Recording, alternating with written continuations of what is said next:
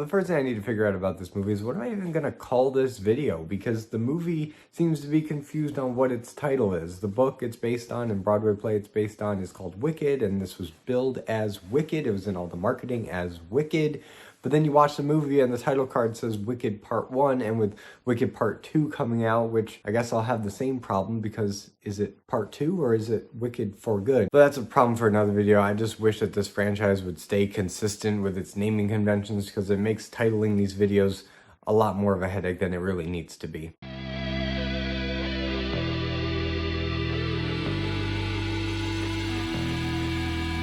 Wicked, or Wicked Part 1. Now, Wicked Part 1, as it's called in the movie itself, the title card says Wicked Part 1, and this is the last time I'm going to harp on this. It came out in 2024 and was directed by John M. Chu and stars Cynthia Erivo as Elphaba, aka the Wicked Witch of the West, and Ariana Grande as Galinda, or Glinda as she changes her name to, and as most of you probably recognize her as. And Wicked is a prequel of sorts to The Wizard of Oz. Now, a little bit of backstory. I am a huge Wizard of Oz fan. The first ever video I made on this channel years ago now was just a video of me gushing about how much I love The Wizard of Oz, and that really hasn't changed. Sure, it's no longer the #1 spot on my favorite movies of all time list, but I still have such a soft spot for this story. I love the characters, I love the world, it's such an escape, it's a great musical. And on top of that, I've read some of the Oz books. I've read the book Wicked, which will definitely come up later in this video. I've seen the Wicked Broadway play multiple times. And for other filmed Oz adaptations, for me, there's really two lanes you can go down if you're making an Oz adaptation. You can either lean really hard into the MGM musical, and sometimes that works. There's been several Oz animated movies that go that route, and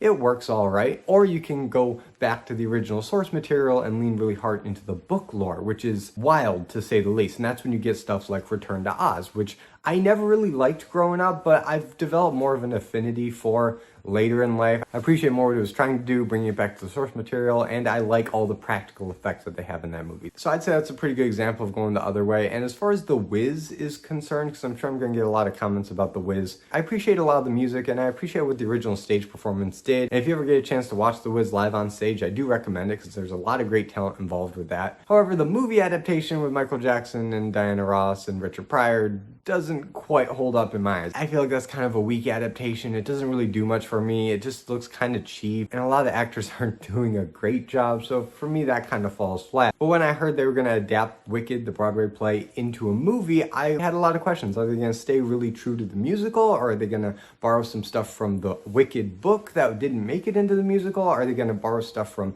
Oz lore, from all these other sources that I just talked about? Because there's a lot of different ways you could approach something like this. And for better or worse, Wicked is a very faithful adaptation of the stage play. So if you like the stage play, you're probably going to like this movie, and odds are a lot of you have, because this movie made a lot of money. A lot of the Oz fans were pleased with it. A lot of people are really excited to see Wicked for Good coming out later this year. I can't really argue with them on that. This movie does its job really well, and the job is to adapt the Wicked stage play into a movie, and this movie does it phenomenally well. They have a great cast. Cynthia Erivo and Ariana Grande are just great together. They have great chemistry. You really buy the loathing that they feel early on that develops into something of a friendship, and the way that the movie handles all of that, while it does depart from the stage play a little bit in some of the character moments and some of the dialogue, the spirit of the stage play is still there. They start off enemies, but then as they spend more time together and circumstances change, they become close friends. And you really do buy that in this movie, which makes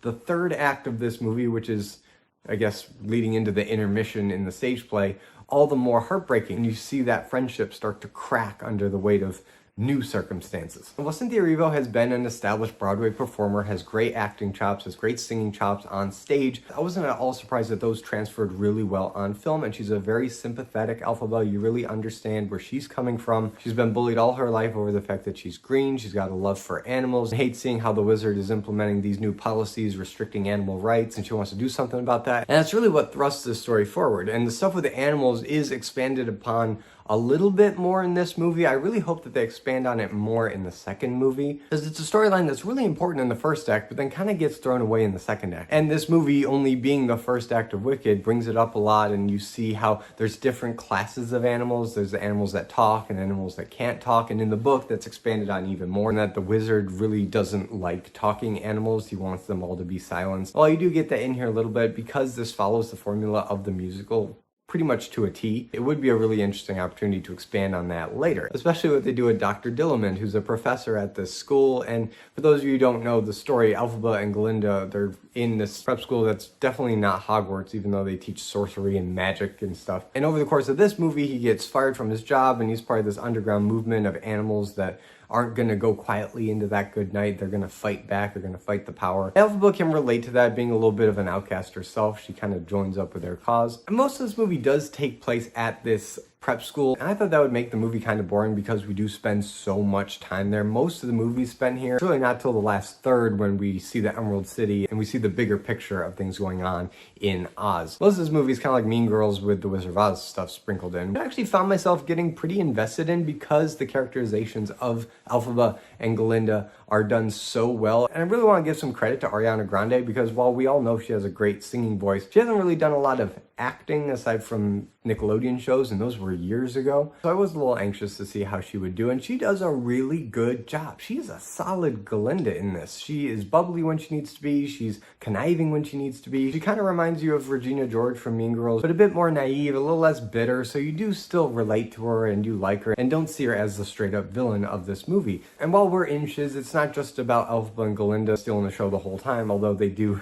tend to do that because they're both really good in this movie. But we do have a few other characters that we meet to round out our cast. We have Fiyero here, played by Jonathan Bailey, and he's another surprise in this movie. It's kind of a fresh face. I haven't seen him in much, or at least I didn't recognize him in anything before this movie. So maybe he's done stuff I just don't know, but here he sings, he dances, he acts, he's really likable. He's your classic Prince Charming type character that comes into the school, is all carefree, loves life, but he's also a bit of an airhead, or at least that's the facade that he puts up, which of course makes him really attracted to Glinda, who's actually a bit of an airhead. They have a bit of a romance, but it's also a bit of a love triangle because Elphaba is also interested in Fiyero. And this is where, if you know the play, it's really helpful to know where these characters go, because Fiyero ends up becoming the Scarecrow. And I'm really interested to see that dynamic play out, but here he's just basically a generic love interest. He doesn't have a lot to do plot-wise aside from helping Elphaba rescue a lion cub, but he's a likable actor enough, and he's fun to be on screen. He's a great singer, great dancer. Some of the choreography with him in this movie is just phenomenal. But that's not the only love triangle in this movie. This movie has a second one, and this one is probably the weakest part of the movie and of the play, in my opinion. The stuff with Bach and Glinda and Nessa Rose never really clicked with me, so let me spell it out for you. So Nessa Rose is a character that I haven't talked about yet. She's Elphaba's sister, and after Elphaba turned green, her mom was really scared of the next kid being green too, so she ate milk flowers the whole time that she was pregnant with Nessa Rose, but that ended up having her be born without use of her legs. She's in a wheelchair, and this movie is the first adaptation of Wicked to actually have a wheelchair-bound actress as Nessa Rose, which is just an interesting bit of trivia. And those of you who are very diversity, equity, inclusion-minded will just eat that up. I'd say have fun, except that does pose problems for those of us that know the play, that later in the play, she does get up out of her wheelchair and walk, and I have no idea how they're going to manage that. I heard somewhere that they're just not going to do that in the second movie, but they have to replace that with something. They have to find some workaround or some other narrative device that doesn't involve her walking. So by doing this thing that I'm sure everybody thought was a great idea, they kind of, for lack of a better word, handicapped themselves in the writing of the second movie, because now they really have to be careful about, okay, what are they going to do that won't be seen as offensive. But Nessa Rose is also going to this school with them, and there's this munchkin boy named Bach, and he's such a simp for Glinda. It's really cringy to watch because Glinda's just not interested. She's interested in Jonathan Bailey's Fiyero because he's tall and handsome, and Bach is this kind of shorter munchkin guy, but he's not really a munchkin in the MGM sense. He's like just a normal short guy, which is explained a lot better in the book, that munchkins are not the super short, small people they've married into height centuries ago, so a lot of the genetics are all over the place in Munchkin Land. But it's a little weird on first viewing when you don't know that, and everyone calls him a Munchkin, and he's like 5'5". He's not even that short. And in the play, similar to how Fiyero, through kind of a roundabout way, becomes a Scarecrow, Bach, in an even more roundabout way, becomes the Tin Man. And a lot of that has to do with his relationship with Nessa Rose. As Galinda brings his attention to Nessa Rose and is like, shouldn't you be so kind to help this poor little girl in the wheelchair and ask her to dance? And he says yes, not because he likes Nessa Rose, but because he thinks that will impress Galinda and help his chances with her, which is just so self-deluding and cruel to Nessa Rose. And while it's all acted well and the story does kind of necessitate that for how it's written in the stage play, it just kind of makes my skin crawl. It just makes me uncomfortable. And I guess now is a good time to really talk about my feelings about the stage play, because they're a little complicated. And I always enjoy the first half. I feel like the first half of Wicked is really strong. It establishes these characters, it establishes the world of this prequel era of The Wizard of Oz. There's a lot of stuff that's borrowed from both the books and the MGM musical, which, based on what I said before, we got to kind of pick a lane for what to adapt. It takes a lot of the geography and the greater world and characters that don't appear in the MGM musical and fleshes those out, but they do it in a very interesting way that doesn't necessarily contradict the MGM musical. Everything that's in the MGM musical, like the Wicked Witch and Glinda and the Tin Man and the Scarecrow and the Lion, those are all consistent with how they appear in the MGM Wizard of Oz. At least for the first half, where they're establishing all these characters, you're getting to know the relationships between everybody, and you're like, okay, how is this going to progress? How is this in the second half going to line up with what we know from The Wizard of Oz? And that's when I really have problems with this musical, because the second half is not a prequel like the first movie was. It's actually a reworking of the narrative of The Wizard of Oz, but told from the Wicked Witch's perspective, which could be really interesting, except the details and the timeline and even the characters where they are do not match The Wizard of Oz. If you know that movie, you know that these characters are not in the right places. Characters like the Tin Man and the Scarecrow are acting wildly out of character. They have a lot more knowledge about stuff going on that was ever alluded to in that original movie. So for me, the second half just kind of falls apart, and it really loses me because I love that original story. Now, interestingly enough, when I actually sat down to read the Wicked novel by Gregory Maguire, it had kind of the opposite effect on me. The novel does more or less follow the structure of the play. It starts off as a prequel. You get all the backstory for the different witches and their time at school and her time in the Emerald City and how she became an outcast, all that great origin story stuff. And then towards the end of the book, it just starts retelling The Wizard of Oz from the Wicked Witch's perspective, which, okay, that's also consistent with the second half of the play. Except the book, for one, has no interest in referencing or being aligned with the MGM interpretation of The Wizard of Oz. The novel actually borrows almost all of its references and world building from the original L. Frank Baum books, which makes it way more in line with something like Return to Oz than with the stage play of Wicked that really tries to bring in the iconography of the MGM movie. So already the contradictions with the MGM movie don't really apply, because the book makes it very clear that it's borrowing from the L. Frank Baum books and not really the MGM movie, with one exception, and that's the green skin of Elphaba. In the book, she didn't have green skin. She was just kind of an old hag. But because Margaret Hamilton's Wicked Witch performance is just burned into everyone's collective memory of that character, I guess Gregory Maguire made one exception, and that is the green skin. But everything else references the books. In fact,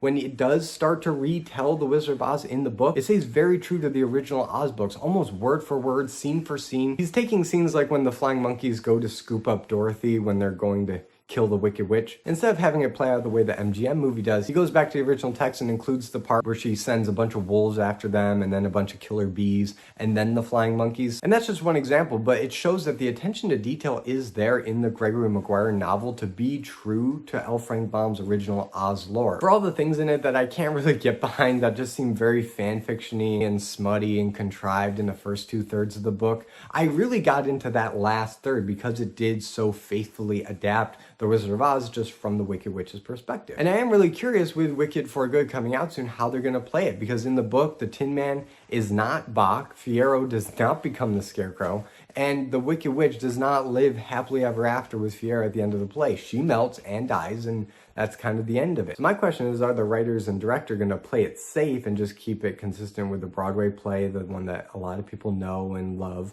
Or are they going to actually take a risk and make it truer to the book, truer to the original Oz lore, and have it go a bit of a different way. I have no idea, but if I were a betting man, I'd say they'd probably just play it safe, and I probably won't enjoy that one as much as I enjoyed this first one. Because if I just take Wicked Part 1 on its own and the way it's set up and all the characters are established, even knowing kind of where they go, if it just ends the way this movie ends, I think that's a really solid prequel to The Wizard of Oz, any version of The Wizard of Oz. Because this movie really kicks into high gear when we see the Emerald City, and it is an impressive set. They actually built a lot of this practically. It looks big and green and expensive, and it looks so impressive. Even though there is a lot of CGI in this movie, the way that it uses the sets and the cinematography, and John M. Chu's directing in these scenes is really top notch, and the way the camera moves, it just makes you feel so immersed. This new bright green city. And then they meet the wizard, and the wizard is played by Jeff Goldblum, and he's kind of okay. When I heard that Jeff Goldblum was going to be in this movie and he was going to be the wizard, I thought that was perfect casting. Because the way Joel Grey played him on stage, he's this like 1920s sleazy carnival barker kind of guy that was super charismatic. He was a bit of a salesman, and that just seems like a character that Jeff Goldblum can play really well and bring a lot of life to. And here he does in some of the dialogue scenes, where you can kind of see him as this demented version of Walt Disney in a way, where he's this guy with big ideas and big visions, but he doesn't really have morals to ground those big ideas in anything good. But for whatever reason, Jeff Goldblum just kind of looks like he's picking up a paycheck. He doesn't look that invested in the things he's saying. Maybe we'll see an improvement in the second movie because he does have a lot more to do and his songs are bigger and a bit more extravagant. Here it's very underplayed. You don't see him a lot, but the bits that you do see of him are a little underwhelming. It didn't look like he was having as much fun with the performance as I thought he might. But after Elphaba kind of accidentally uses a levitation spell to make these monkeys fly, but instead of just having them levitate, they sprout wings in a really horrific kind of way. It's a great scene. I have no notes for that scene. The way that she creates these flying monkeys, it's horrifying, but it's kind of awesome at the same time, just seeing how these abominations against nature got created. It's just always so satisfying to me. It's a great part of the play. It's a great part here. And then when she realizes what she did and that the wizard is not really a great guy, she does her big defying gravity show-stopping number, and that's the number that ends this movie. In the play, it's the number that sends the audience into intermission on a high note. This movie does basically the same thing. It's a great song. It's basically the original Let It Go song. She's casting off all these expectations that everyone tries to put on her. And she's gonna be the Wicked Witch of the West, and she's flying. She's got her broomstick, she's got her flying monkeys. All the iconography of the Wicked Witch of the West is here in this final scene, and she flies off. And that's the end of the movie. And it's a really great way to end this movie. From the time that they get to the Emerald City to the end of the movie, it is just phenomenal. And the stuff before with Shiz and the school, that's all fine too. There's really not a lot of bad in this movie. It's really enjoyable. The singers do a great job, especially our two leads. They really do carry this movie. But that's not to say the supporting cast is bad either. Fiyero, Bach, Nessa Rose, they're all great singers. Jeff Goldblum does an okay job. And the only one that's not a great singer that's really sadly miscast is Madame Morrible. I know that John M. Chu uses her in almost all of his movies, but I feel like this might have been the time to maybe not use her. Maybe use someone who has a little bit more of a singing voice that could carry these tunes a bit stronger. But at the same time, it doesn't really detract from the movie a lot because she doesn't have a lot of songs, and it's not nearly as distracting or bad as some other movie musical performers that really had no business singing. Before I wrap up, there is one other thing I wanted to say about Wicked, and it's not really about Wicked specifically, but it is the most recent in what I suspect is a resurgence of really competently made movie musicals. It seems like for the past 10 years or so, we've been getting pretty consistently some pretty solid movie musicals lately. The one exception being Cats, of course, and I feel like that was just a misstep from beginning to end. But I'd say starting with The Greatest Showman, which really brought new life into what a movie musical could do. And then we had In the Heights, which was pretty solid and also directed by John M. Chu, followed by Steven Spielberg's remake of West Side Story, which was just phenomenal. And now we have Wicked, and Wicked is about as good an adaptation of the Broadway play as I think we're ever gonna get. So despite my issues with the source material that really become more evident in the second movie than in this movie, I gotta say this one really works for me. I think they did a great job here. But now I turn over to you guys. What do you think about Wicked, and do you have as many conflicting opinions about it as I do? Whatever you think, let me know in the comments, and if you like this video, be sure to give it a like and subscribe for more content and hit the notification bell to be notified anytime I upload a video. And be sure to join my YouTube membership community if you haven't already. You get early access to videos, exclusive live streams, so be sure to click that join button. And as always, I'm Colby, this is my nerdy talk, and I'll see you in the next video.